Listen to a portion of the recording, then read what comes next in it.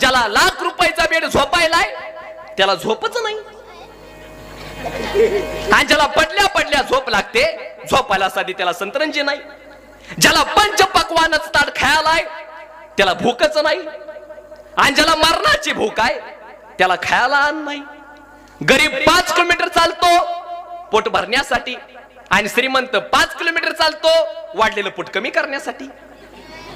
गरीब 5 किलोमीटर चालतो भाकरी कमवण्यासाठी, आणि श्रीमंत नाविलाजानं 5 किलोमीटर चालतो खाल्लेली भाकरी पचवण्यासाठी. ज्याला 100 किलोचं पोतं उचलता येतं त्याला 100 किलोचं पोतं खरेदी करता येत नाही, आणि ज्याला 100 किलोचं पोतं खरेदी करता येतं त्याला 100 किलोचं पोतं उचलता येत नाही. ज्याला 500 एकर जमीन आहे त्याला पोरगच नाही, आणि काय जणांना गुंठा जमीन नाही 11 पोरं झोपायला जागा नाही.